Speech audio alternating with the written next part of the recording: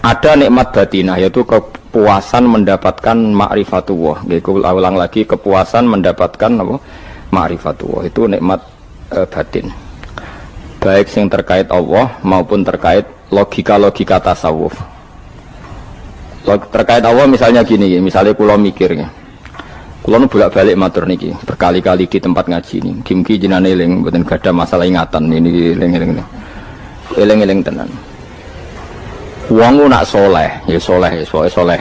Cek soleh mulai cilik, cek soleh dadakan terus husnul khotimah. Pokoknya napa? Soleh. Niku nak mati, niku bumi ku nangis. Nangise bumi ku kekurangan utawi kalong wong sing sujud ning ndekne. Ya Allah Gusti, biasanya wonten tiyang niku sujud teng nggen kula, dia berperilaku baik teng nggen kula, sakniki tiyang niku pun jenengan ambil, nangis bumi. Saniki sing urip arek bedua-bedua, damel narkoba, damel ngefly, damel macam-macam lah. Itu nangis bumi. Langit semeneng. Gusti matur nuwun Gusti, orang itu saya tunggu lama, sekarang sudah engkau angkat ke tempat kami. Maksudnya diangkat teng langit. Sing bumi nangis, sing langit napa? Seneng. Nah, kemudian kita berpikir begini, bumi kok iso nangis ku piye? Nah itu terserah sampai apa termasuk ulama zahir apa termasuk ulama batin. Kalau ulama zahir mengatakan bumi nangis itu mau kinayatun anil husni, pokoknya pantasnya bumi itu susah, wong kelangan putra terbaiknya. Tapi nak cara ulama-ulama hakikat yang mengenali sekali betapa kudrohnya Allah itu tidak terbatas. Itu yang meyakini bumi nangis itu nangis tenan. Misalnya ngaten kula tak terangno malih ya. Kowe bayangno dadi Nabi Adam, ngrungokno kowe. Kowe bayangno dadi Nabi Adam. Nabi Adam tenan maksudnya. Terus Nabi Adam orang pertama, dia tahu betul kalau dia dicipta dari bumi. Dan dia pula tahu betul, beliau tahu kalau dia bisa ngomong, bisa mikir, bisa macam-macam. Terus indukannya beliau itu bumi. Mesti pikiran Nabi Adam, jangan-jangan bumi ini juga bisa berpikir kayak saya. Ini kan materi saya, karena saya dari bumi ini bisa ngomong, bisa melihat macam-macam. Terus bedanya apa manusa mbek napa? Umpama kowe dadi nabi napa? Adam. Orang yang dekat sekali, qoribu ahdin, dekat sekali dengan kesaksian kudroh Allah. Gini ku dekne roh nak materine ke bumi dan dia orang pertama yang urung lali kamane. Tapi ketika sudah ribuan orang, mungkin jutaan orang lali, seakan-akan bumi itu tidak jenis dari kita. Bumi adalah hal yang berbeda dengan kita. Kita manusia berakal, bumi itu benda mati. Terus kowe katut wong goblok-goblok, bumi itu benda mati. Sajane ya rada kriminal wong Islam muni bumi itu benda mati. Enggak bisa berpikir, yang bisa berpikir hanya manusia. Itu kengawuran-kengawuran yang kita ciptakan sendiri, kita wariskan turun-temurun. Umpama kowe iku dadi ulama, ngomong ngono iku isin. Bumi nggak nyekseni kue sujud, banyu nyekseni mbok pangan, mbok ombe kanggo sujud. Semua itu bersaksi tentang kita. Karena sama tangklet kulo, cara melogika gimana? Begini, tawari cara gampang-gampangan ya. Tawarai tauhid sing kasyaf. Tauhid ini yang dawe Sayyidina Ali lau kusifal khota'u mastatu yakinan.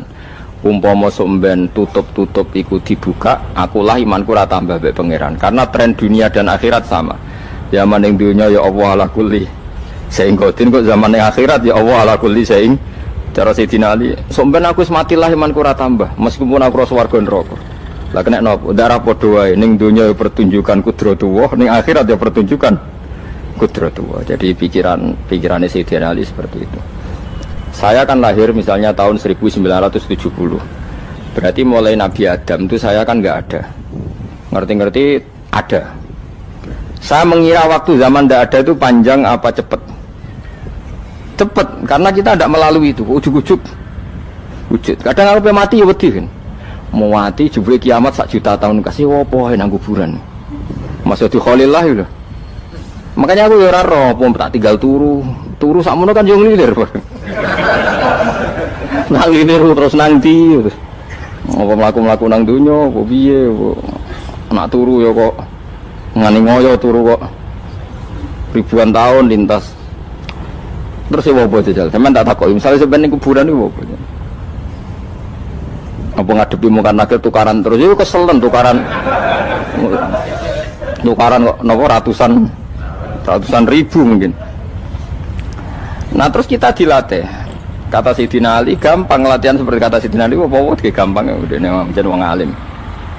Pada akhirnya kita ini aku zaman urip yo ora roh karepe, ngerti-ngerti urip, mati yo ora roh karepe.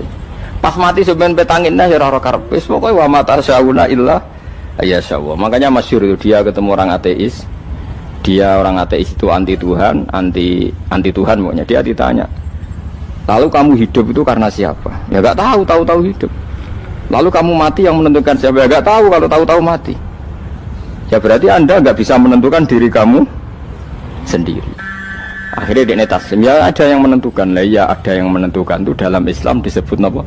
Allah, disebut kalimatu haqqin alaiha nahya wa alaiha namut. Jadi kalau maknanya itu kalimat yang benar-benar nyata, yang karena kalimat itu pula kita mendapat kehidupan, yang karena kalimat itu pula kita mati, yang karena kalimat itu pula kita akan bangkit lagi. Itu yang makna hakikat. Tapi kalau makna syariat nggak begitu. Kalau makna syariat begini, dan ini benar juga. Mulanya kena ada di ulama, ciri utama ulama itu jami'ul bayan. Dia kalau menjelaskan itu indah sekali, dan orang pasti taslim. Sama saya tak warai tenan.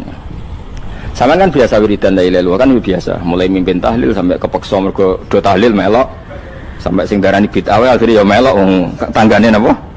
Tahlil. Sesuai wae. Kata Ibnul Qayyim Al-Jauziyah dalam kitab Zadul Ma'ad. Kitab Zadul Ma'ad itu kitab kesayangannya Sayyid Abdul Al-Haddad. Sayyid Abdul Al-Haddad itu pengarang kitab Zadul Ma'ad. Padahal kitab ini dikarang oleh muridnya Ibnu Taimiyah. Abdul Al-Haddad itu gak seneng Ibnu Taimiyah tapi seneng muridnya. Jadi di sini ulama ya demokratis. Gak seneng gurunya tapi seneng. Saja nih Ibnu Taimiyah itu orang baik. Ya ulama top ya baik, ya waras top. Tapi ngerti-ngerti Wahabi itu identik dengan Ibnu Taimiyah. Akhirnya ulama ahli sunnah penyebut itu terus isin. Mulane kiai-kiai ra ono sing dalil kok Ibnu Taimiyah mergo dicap Wahabi. Padahal Ibnu Taimiyah wong alim. Di kitab-kitab kita termasuk Syekh Muhammad Piyambak nanya Ibnu Taimiyah qala Syekhul Islam no qala. Tapi kan ini sudah milik Wahabi sehingga kita ini terus akhirnya gak gelem nyebut. Ya jadi kitab koyo dalil fastabiqul khairat iki apa par iki dadi dalil yo dhewe-dhewe. Wah parah tenan wong-wong. Dulu saya melihat orang enggak kunut itu ya biasa. Mergo saya sebagai wong alim ngerti iku madzhab Abu Hanifah. Saiki nek ra kunut Muhammadiyah. Kita ini sebetulnya ahlul ilmi enggak tahu kunut itu madzhabnya siapa kita. Itu madzhabnya Abu Hanifah, yang kunut madzhab Syafi'i. Tapi tahu-tahu iki madzhab NU, iki madzhab Muhammad. Mana ada orang-orang ini bisa punya madzhab? Ngalime sepiro nganti dadi nopo? Madzhab. Tapi wis dadi bahasa, wis dadi nopo? Sewajo kabeh jane. Mas repot-repot. Tak warai iki. Sampeyan ben nglafadzno la ilaha illallah iku keren ya, keren tenan mboten keren-keren. Ngendikane Ibnu Qayyim Al-Jauziyah itu gini. Min asliha khuliqatil jannah wa min asliha khuliqatin nar. Terus wa min asliha khuliqatid dunya wa min asliha bu'isatir rasul wa min asliha qatalar rasul. Terus sampai sekarang saya tak bedai. Surga itu kan digawe kelas VIP. VIP mewah. Terus jari rugane widadari dulu kan nak wingi sebut. Kira 70. 70. Wahyu kabeh ora ono sing kriting, wahyu kabeh. Wahyu kabeh terus gak tahu delok wong liya kan. Kadang bojo kita wis elek jek delok. Oh iya, widadari sifatnya maksuratun fil khiyam. Jadi gak tahu keluyuran ning ndi. Wahyu kabeh. Lek surga yang semewah itu selek itu ya bagi mereka sing nglafadzno atau yang menerima la ilaha illallah. Neraka sekarang dibikin dalam itu. Jari Abu Hurairah neraka itu tes-tesane benda kamu jatuhkan ke neraka itu untuk santai ke bawah itu nunggu 70 tahun. Kila 70.000 tahun. Dikira HP yang membuat ceblok neraka itu ceblok itu ngenteni 70 tahun. Betapa dalamnya ngentekno bego piro ya bayang misalnya. Oh itu kontraktor mana saja tidak sanggup itu disuruh ngeduk kedalaman neraka. Iku ya mau kanggo wong sing menolak la ilaha illallah. Jadi kalimat ini luar biasa. Swarga digawe bagi yang nerima, neraka digawe ya untuk yang menolak. Ya kalimat sing kok nak tahlilan turu iku lho. Iku kalimat sing nggo alasan Allah gawe swarga. Terus kalimat sing suwe-suwe sing lafadzno diarani bid'ah iku. Itu kalimat sesakral ini nasibnya akhir zaman itu entek. Gara-gara dilafadzno tahlilan tersangka jadi apa? Bidah. Dulu kalimat yang dipuja-puja penyebab surga dan neraka. Saiki kalimat itu tersangka. Mau perkara napa? Bidah. Wis aja melok-melok, kowe debat ya ora iso makili aku, sebarno iso. Kok kowe terusno dalan tok. Dah. Berarti la ilaha illallah itu kalimat yang surga dibikin karena itu, neraka dibikin ya karena itu. Kemudian Allah punya sunnah, lalu butuh pelatihan. Dikasihlah Allah dari bumi. Piye manusia butuh latihan, dibikinlah bumi. Dan ini latihan ikrar la ilaha illallah dengan sadar, dibikinlah bumi, liyabluwakum terus dites. Wes digawe bumi, ono makanan, ono minuman, ono wong wayah, ono pegatan macam-macam, wong diutang wis mbulet macam-macam. Gue ngetes, eling la ilaha apa eling utangi, eling la ilaha apa eling kasuse, pokoknya dites. Karena nggak fair kalau Allah bikin itu kemudian nggak dites, dibikinlah darul imtihan. Dunia itu bahasa Arabnya darul imtihan, tempat tes-tesan. Imtihan mana apa? Tes, liyabluwakum, diuji. Wes diuji kita hidup. Artinya kita dihidupkannya pun oleh Allah demi tes-tesan la ilaha, itu disebut kalimatu haqqin alaiha. Nah ya sebenarnya kita hidup pun ini untuk dites. Pada akhirnya la ilaha illallah apa enggak? Paham ya? Terus dites. Allah itu juga secara hukum itu kan nggak fair, dites kok nggak punya pemandu, dibikinlah rasul, diutuslah para rasul untuk pemandu. Tes itu kan butuh seru, mak pemandu tok ora ono musuhe kan nggak seru, dibikinlah setan. Saat ini sebagian kita sudah setan, tapi ini ben seru. Lho ndak, setan kan minal jinnati wan nas, rumangsamu setan usopo. Baik setan minal jinnati Banas. Jadi kena muni auzubillahi minasyaitonir rajim, terjemahnya berlindung Allah dari saya sendiri. Allah itu kata itu. Lu itu kalau lama dulu biasa auzubillahi min syururi anfusina wa min sayyiati a'malina. Sebenarnya kita berlindung hanya dari setan yang jauh, iblis tunda. Ya setan diri kamu sendiri, min syururi anfusina, dari kejelekan diri kita. Ngomongnya do ujug, soalnya setan tuh makhluk gaib sing piye. Lah kowe ku sapa? Nganti kowe maksiat terus mergo akrab klop roh mbek setan klop mulai terus maksiat. Dah Allah ngutus pemandu yang ngecul setan ben fair. Napa? Fair. Jadi semua darul ibtila ini juga demi kalimat. Nah, makanya disebut kalimatu haqqin sing alaiha nahya. Kita hidup ya demi mendapatkan kalimat itu. Kita mati nanti ya demi kalimat itu, artinya mati ke neraka ya karena kalimat itu kita menolak atau mengabaikan. Masuk surga ya karena kalimat itu kita hormat, kita benar dalam memperlakukan kalimat itu. Berarti alaiha nahya wa alaiha nam. Terus wa alaiha nub'as karuan, kalau kamu termasuk minal aminin ya nub'as minas solihin, kalau minal kafirin ya nub'as minaz zalimin. Tapi semua desain dunia ini hanya demi kalimat la ilaha illallah Muhammadur Rasulullah. Nah ini kan penting. Bagaimana mungkin kemudian kalimat sesakral ini, sehebat ini, kemudian ada orang tahlil kamu tidur? Kok iso? Kalau jangga kok iso wong turu? Misalnya kayak mangkel, kalau mangkel sing mimpin Gus, wira barbar.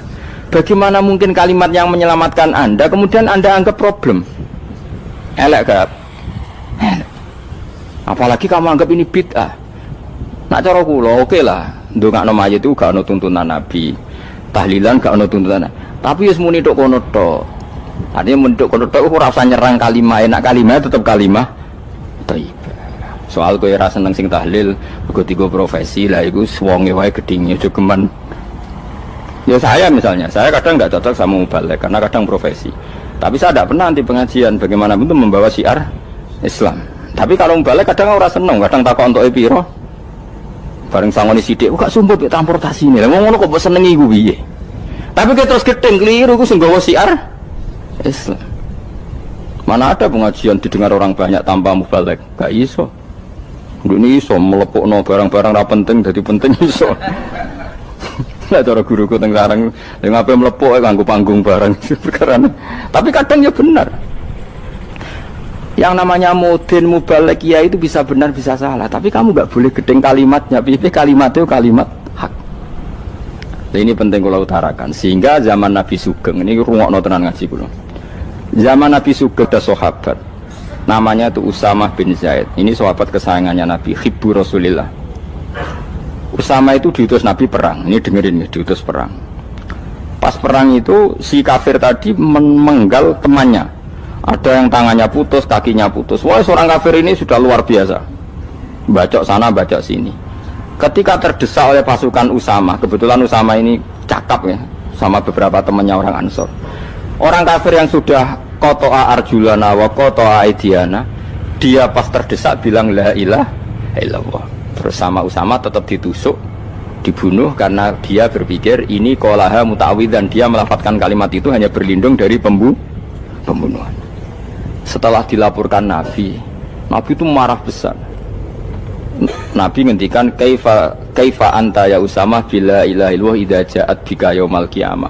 Kowe nek ditakoki la ilaha illallah ku piye? Piye-piye wis ngomong la ilaha illallah, tapi sampai ngomong ngoten sausé ngetoki tangan kula, maksudnya tangan kula tangan kelompok saya, kaki saya. Nabi tetap jawab kaifa bila ilaha illallah idza ja'at bika yaumal qiyamah. Pokoknya Nabi menyoal terus. Sampai menjadi fatwa ijma'nya fuqaha, siapapun yang melafatkan la ilaha illallah harus kita terima meskipun qolaha muta'awidzan, meskipun saat melakukan hanya cara zahir berlindung dari kematian, sehingga kita terima. Orang kafir yang 80 tahun kafir melafatkan la ilaha illallah 1 menit menjadi mukmin. Sampai ada ayat kulil ladzina kafaru iyantahu yufar lahum ma qad salam. Ini kalimat yang sakral, bahkan kafir yang 80 tahun saja menjadi mukmin hanya karena melafatkan la ilaha illallah. Mulanya yang ngaji saya, yang seneng saya, jangan pernah kamu mengatakan ada bid'ah yang orang bisa jadi kafir. Bagaimana mungkin orang mukmin yang ke kuburan dan melafatkan la ilaha illallah kamu katakan kafir? Padahal kalimat ini yang kafir 80 tahun saja menjadi mukmin. Saiki ana wong nglafadzno la ilaha illallah mergo salah tempat pinggir patok mbok arani kafir. Kok aneh. Wong sing kafir 80 tahun dadi mukmin iki gara-gara ngafalno la ilaha illallah dadi kafir. Mergo mau salah tempat ning pinggir apa? Patok. Mboten ora cocok muni nganggur, wong sering ziarah ku nganggur. Nyatane ya tenan. Cara dekne pegawai negeri ora sering ziarah. Nah iku tapi ora usah muni kafir, muni kafir gak mungkin lah. Coba kalimat ini itu orang kafir yang 80 tahun menjadi apa coba dengan melafadzkan kalimat ini? Mukmin kan? Berarti kalimat ini adalah kalimat penghilang kekafiran. Lalu karena dilafadzkan secara salah dianggap kafir. Hanya karena bid'ah itu tidak mungkin. Makanya sebetulnya Wahabi yang alim-alim itu tidak berpendapat demikian. Saya punya beberapa referensi Wahabi yang alim itu tidak pernah mengkafir-kafirkan orang karena perdebatannya seperti itu. Tapi saat ini wis kuwajo. Sebenarnya kalau orang alim itu ya mirip-mirip, entah Wahabi entah tidak mirip-mirip. Karena kalimat tadi. Wahabi itu kitab terbesarnya itu Ibnu Taimiyah. Ibnu Taimiyah itu punya murid Ibnu Qayyim Al-Jauziyah. Itu sampai sekarang saya lihat di fatwanya Ibnu Taimiyah itu begitu hormat sama orang-orang kita ini sama. Tapi tahu-tahu lewat penyaduran sana sini terus menjadi kacau. Jadi kalau balik ini malah sampai nak kepengen dua nikmat batinah seperti tadi yang saya utarakan. Swarga dicipta sedemikian mewah ya demi yang menerima la ilaha illallah. Terus neraka dibikin se ekstrim itu juga bagi yang nolak. Kemudian dibikin daru pelatihan yaitu dunia ya karena kalimat berarti kalimat itu luar biasa. Wa biha qamatis samawati wal ardu. Kalimat ini pulang menjadikan langit bumi berdiri. Lalu sekarang kita bisa ngomong, bisa berpikir, bisa ngadekno BPKB macam-macam. Itu karena kita sendiri apa karena kudratullah? Saya tanya. Karena kudratullah. Kalau karena kudratullah, apa susahnya Allah bikin kemampuan tanah ini nangis, tanah ini susah. Wong podo-podo kowe iso nangis, iso mikir ya mergo kudratullah, ndak karena kamu. Harusnya ya sama, bumi-bumi ini bisa menangis juga karena kudratullah. Makanya bumi ini menangis ketika enggak ada orang yang sujud. Iku ya mungkin. Wong zaman kowe iso nangis ya krana kudratullah, mestine bumi yang kamu katakan benda mati, hakikatnya dengan kudratullah juga sama dengan kita. Mulane tenggene kitab Al-Husunul Hamidiyah, kula ngrasa utang tenan mbek kitab. Dulu saya ngaji 2 tahun kitab Al-Husun. Kitabnya kecil tapi saya ngaji itu 2 tahun. Berkali-kali saya ulang. Itu beliau cerita gini. Dia yang ngarang itu orang alim, kebetulan dia orang India. Memang kelebihannya kitab dikarang orang Arab itu luweh bulet. Wong Arab kan semuanya Islam, karangannya itu standar. Ini dikarang wong India. Di Tonggo Blodor, di masjidnya, dikarang ulama yang masyarakatnya itu udah karu-karuan. Beliau cerita itu gini, manusia itu punya satu kebodohan, di mana kebodohan itu disebabkan oleh robtul asbab al-adiyah, mengkaitkan sebab sing biasa-biasa. Misalnya gini, sama saya kita omongi, misalnya ada orang bilang gini, batu ini nanti itu menjadi ayam. Orang bilang mukhal apa enggak? Enggak, jawab saja. Mukhal. Kenapa bilang mukhal? Karena dikira enggak bisa kan? Enggak, jawab saja. Jawab satu-satu. Batu ini menjadi ayam. Kamu jawab mukhal. Alasannya apa? Alasannya enggak mungkin terjadi apa kamu enggak bisa? Sebetulnya karena kamu enggak bisa. Udah. Lau ukhbiro dzakar rajul. Andai kan orang itu kamu kasih tahu, klungsu ini biji asem itu, biji pohon asem itu. Nanti yang kecil ini suatu saat besar. Setelah besar buahnya banyak, tambah besar, tambah besar. Terus orang bilang mungkin. Ketika bilang mungkin itu karena dia bisa apa hanya karena menyaksikan berkali-kali ada kejadian nak klungsu ditandur, iku iso dadi gede. Coba sama jawab. Karena dia bisa apa karena hanya menyaksikan itu sering terjadi? Hanya misalnya. Artinya zaman dia mengatakan mungkin itu pun tidak memberi kontribusi ikut buat. Iya enggak? Tetap bergantung kudrahnya Allah. Dia hanya bilang mungkin karena sering melihat. Sebenarnya dia enggak sama sekali memberi kontribusi. Lah darani mungkin ya ora urun. Paham ya? Lalu kenapa dia kecangkeman terus muni wong wis mati dadi lemah gak mungkin dadi manusa meneh. Lho zaman dadi manusa sing wis ngene iki kok mani dene lara melo gawe. Terus muni mungkin mergo sering terjadi, sering roh, sering bersaksi. Berarti sebetulnya manusia itu pakai ukuran dia mampu tidak mampu apa pakai ukuran bersaksi melihat. Bersaksi. Nah ini kan problem kita sebagai manusia itu problem. Mulane disebut wa kanal insanu dzaluman jahula wis goblok aja-aja. Mergo manusia itu nak wis goblok aja-aja. Makanya saya kemarin diminta ngisi di pondok kajen. Kalau sampean berdebat sama orang ateis atau orang komunis itu gampang saja. Dilatih begini seperti teorinya Quran. Ya nanti saya teruskan ini tak ulang lagi ya. Saya ulang lagi ya. Andai kan nggak pernah terjadi telur itu jadi ayam, nggak pernah terjadi sama sekali. Telur itu jadi ayam. Terus kamu mengasih tahu orang tadi, telur ini loh nanti jadi hewan yang hidup terus terbang. Mesti dia bilang muhal, benda mati kok nanti jadi benda hidup yang terbang ngalor ngidul. Berhubung sering terjadi dan dia pun tidak ikut bikin, bilang mungkin. Paham ya? Saya ulang lagi ya. Berarti dia bilang mungkin karena sering apa? Terjadi dan dia lihat. Andai kan pertama kali nggak ada telur sama sekali yang jadi ayam, terus pengalaman pertama di dunia belum pernah terjadi. Kamu kasih tahu telur ini nanti jadi ayam terus terbang. Orang ini bilang muhal enggak? Muhal. Berhubung sering terjadi bilang enggak? Nah berarti kita nanti bangkit dari kubur gampang saja bagi Allah. Cuma belum pernah terjadi kamu mengatakan muhal. Nah makanya otak kita harus dibenahi. Kalian jogeman percaya yang pernah kita lihat, yang sering kita lihat. Percayalah dengan akal, tapi akal waras tuh ya. Karena waras itu serepot tatanannya wangil. Makanya Islam tuh melatih. Kul falillahil hujjatul balighah. Misalnya begini ya, dulu kalau Gerwani atau PKI atau siapa saja lah, itu kalau melatih anak-anak TK, makanya seorang ulama harus punya kecakapan penjelasan ibanatul ahkam. Itu anak-anak kecil dilatih, anak-anak kamu terpejam, mintalah manisan sama Allah. Ya Allah saya minta manisan, saya minta permen. Terus disuruh buka, dapat enggak anak-anak? Enggak dapat bu, wah berarti Allah enggak ada. Sekarang minta sama bu guru. Bu guru kami minta permen dikasih. Berarti yang ada bu guru bukan Tuhan gitu. Akhirnya jadi gerakan ateisme. Nah sebetulnya untuk melawan gerakan itu kita harus melatih begini misalnya gini. Saya itu pernah ketemu sama orang yang berpikiran komunis. Oh komunis juga. Dia nantang saya gini, Pak, pokoknya saya tidak bisa nerima konsep Tuhan sebelum Anda bisa menjelaskan kenapa ada Tuhan. Jadi, bocah kok elek ini. Nah, aku ngerti aja, sak cerdas ini tetap cerdas aku yakin tetap cerdas aku. Rasanya selain raine seram meyakinkan, tak pikir tetap cerdas. Kulo itu kan wong Quran gitu, artinya punya pikiran panjang. Mungkin di antara orang Islam kita ini tidak punya kecakapan menjelaskan. Tapi kalau orang sering baca Quran, apalagi dia ngaji tafsir ya, yang waras maksudnya waras lah. Terus rapati seneng duit, barang ini penting. Harus seneng duit, mari goblok. Yakin ulama seneng duit, mari goblok, tak jamin.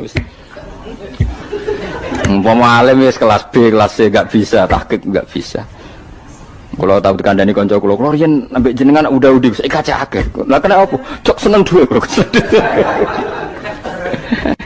Duit itu masalah bagi ulama. Orang duit lebih masalah kan ya. Maksudnya rasa senang tapi aja terus gak duit. Sekarang saya tanya, Quran itu melatih kita gini. Quran itu sederhana kalau ngelatih tauhid. Tapi orang pasti ingat. Kata Allah gini, nggak apa-apa, saya tidak Tuhan, nggak apa-apa. Kamu yang Tuhan. Tapi buktikan kalau kamu Tuhan. Caranya gini. Am khalaqus samawati wal ardi. Ya nggak apa-apa, kamu yang Tuhan nggak apa-apa. Tapi buktikan kalau kamu menciptakan langit, bumi. Mereka pasti ikrar, ya tidak mungkin saya menciptakan bumi, saya lahir sudah ada bumi. Yesus lahir sudah ada bumi, nggak mungkin Tuhan. Terus Tuhan membuat pertanyaan kedua, am khuliqu min ghairi syai'in. Ya sudah, kalau saya tidak Tuhan, lalu nggak ada Tuhan, berarti alam raya ini tercipta oleh sesuatu yang nggak ada. Aneh nggak? Misalnya sebelum alam raya ini nggak ada Tuhan. Berarti sebelum alam raya ini kan adanya nihilisme, sesuatu yang nggak ada. Kemudian sesuatu yang nggak ada menjadi penyebab sesuatu yang ada. Aneh gak? Menurut aneh, sesuatu yang nggak ada itu mestinya kan nggak bisa ngelabeti, nggak bisa berfungsi, nggak bisa ada gunanya. Mau jenenge raono itu ya ramai popo, mau raono kok jadi sebab. Sesuatu yang menjadi sebab itu yang wujud apa yang nggak ada? Yang wujud. Sak takoi. Lah kalau nggak ada Tuhan, berarti alam raya ini lalu sebabnya apa? Ya dari ketiadaan, lalu tiada itu menjadi sebab. Yang tiada kok jadi sebab itu tekem gitu. Mikir di mana-mana yang sebab itu harus barang yang wujud, nggak boleh tiada kok jadi sebab. Ini kan jadi aneh, sesuatu yang tiada menyebabkan sesuatu yang ada. Terus dia bilang, ya pokoknya ronde ini kalah, tahu kapan tak pikir aja, pikir nganti mati temenang aku ini. Makanya sebetulnya dalam ilmu mantek, pertama itu kita tidak harus iman Tuhan itu namanya Allah, tidak harus. Makanya pertama dikenalkan, sementing kenal Tuhan itu ada dulu. Disebut zat sing wajibil wujud, belum disebut namanya Allah. Allah itu disebut nama Islam, itu paham ya?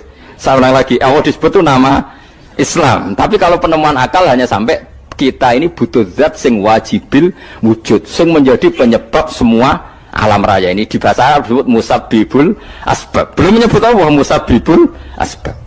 Islam pun pertama Iqra turun ya gak nyebut Allah. Iqra bismi rabbikal ladzi khalaq, khalaqal insana min 'alaq. Iqra wa rabbuka. Tuhan itu siapa? Yang mencipta. Nah, yang mencipta ini oleh syariat Islam disebut apa? Tapi dalam logika yang penting kowe kenal sik ana musabbibil asbab. Pastikan bahwa alam raya ini yang wujud pasti disebabkan sesuatu yang ada. Nggak boleh barang wujud kok diciptakan oleh sesuatu yang tidak ada. Yang gendeng ora barbar, barang ra ono mbok sifati al-khaliq. Sing gawe langit bumi apa? Pencipta. Penciptane apa? Sesuatu yang tidak ada. Kowe ikhlas diutek ngono kowe ikhlas ta ora? Gak kowe ikhlas ta ora diutek ngono kowe ikhlas ta. Kowe gelem dadi bodho niku. Gelem kan? Mboten. Nah, nikmat ngono jenenge nikmat batin. Mulane sing suwenang mbek kalimat la ilaha illallah. Wes ana sing bid'ahno Allah iku wong nganggur wis beno sak uni-unine. Tapi kadang memang kita berlebihan. Tahlilan rabar-bar matang puluh dina ini rabar-bar. Muga alasane wis disangoni akeh tahlil sedih lho sakake penggemar sing keselen sing rantuk sangu ya butuh cepet. Lane cara kula niki penting kula utara nggih. Kowe nek ora cocok tahlilan 40 dina wis ngomong ae kira cocok model harinya. Tapi ki aja menolak kalimat la ilaha illallah iku disifati Kanjeng Nabi kalimat thayyibat. Wong Nabi nyifati thayyibah, kalimat yang suci kok nyifati bid. Tak soal kira cocok wong sebut. Misalnya kamu bilang saja wong mati wis sangu amale lha apa didongakno barang. Nek kowe pengen ndonga ora usah ndonga. Wis ora usah biasa wae. Kula lah mbok dongakno ya ora seneng. Gak meyakinkan. Karo dene mlebu swarga butuh dongamu ora ana swarga fadhole pangeran apa mbok dongano barang. Nah tapi kowe donga aku ya seneng.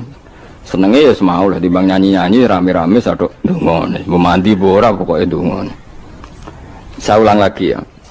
Makanya Quran itu melatih logika sampai seperti itu. Am khalaqus samawati wal ard bal la yuqinun. Sampai terus diulang-ulang. Am khuliqu min ghairi syai'in. Kalau mereka merasa Tuhan nggak apa-apa, tapi buktikan mereka ini wujud sendiri tanpa sebab.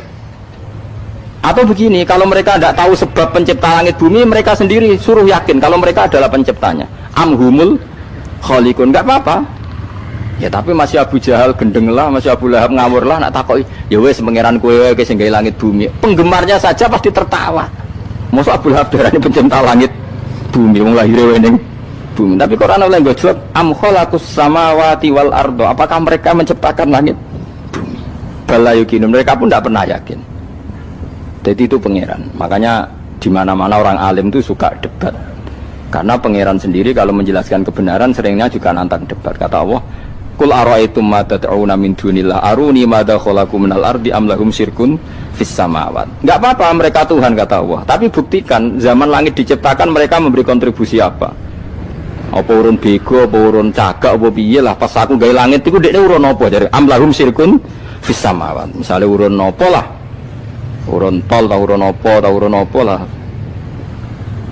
Itu pangeran. Mereka kan pasti menjawab enggak. Terus itu nih bi kita biming qobliyada. Kalau kamu enggak percaya Quran sebagai kitab, enggak apa-apa, tapi buktikan kamu punya kitab tandingan. Enggak, mereka enggak punya juga. Atau gini, enggak usah Quran, enggak sakralan. Au atharatim min ilmin, atau kajian ilmiah yang membuktikan bahwa Yesus itu Tuhan, atau yang membuktikan bahwa berhala itu Tuhan. In kuntum shodiqin, enggak apa-apa kalau kamu benar, buktikan. Nah itu makanya semua nabi itu punya kecerdasan, karena tadi nabi kadung nantang itu nih bi kita biming qobliyada au atharatim min ilmin in kuntum shodiqin. Tapi sekarang orang alim soleh itu jarang. Yang ngono anggar wong soleh rapati ngalim, anggar sing alim biasanya rapati soleh. Lah kula termasuk rontok-rontok ya isih rontok soleh ya rontok, tapi lumayan masih menjaga hujjatullah tadi. Sebab itu ulama dulu mengajarkan Allah itu siapa? Disifati zat sing wajibil wujud. Karena alam ini kadung ada. Kalau alam ini kadung ada, pasti penyebabnya sesuatu yang wujud. Tapi kalau wujudnya mungkin, bahaya. Wong sing gawe wae wujudnya terima mungkin, bisa wujud bisa tidak. Makanya dipermanenkan yang gawe alam ini zat sing wajibil wujud. Sing wujudnya wajib. Wajib itu enggak bisa enggak, pasti wujud. Nah terus kita kenal itu namanya khaliq, itu musabbibil asbab, itu khaliqul asya. Lalu oleh Islam zat yang demikian itu disebut Allah. Terus jadi la ilaha illallah. Nah orang yang bertauhid gini tentu punya kenikmatan batin yang luar biasa. Sehingga saya bayangkan nanti mati yang ngono biasa wae kan. Gusti zaman kula teng donya ora melok ngatur oksigen, ngatur nyawa, ape mati ndak ra ngoten. Mulane jare Siti Ali, jenengan jemben nak mati tambah pinter apa biasa? Ya biasa wae.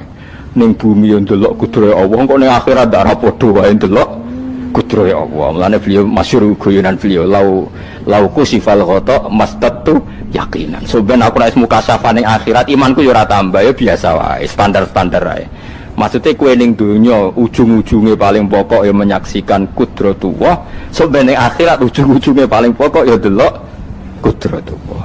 Ning dunya saiki Allah ya matlubi sing kita cari, so ben ning akhirat ya Allah lupi. Faham ya? Artinya hukum dunia dan akhirat itu sama. Kita di dunia golek ridhanya Allah, di akhirat ya golek apa? Ridhanya Allah. Lah soal kecil itu, tapi di akhirat ada masalah, Gus pun rokok masalah, itu utang ditagih yo masalah, kere suwi yo masalah. Ya biasa, jenenge makhluk anane masalah. Sing ora oleh di masalah pangeran. Pangeran duwe masalah. Biasa wae. Lah makanya kula suwun nggih aja geman gedeng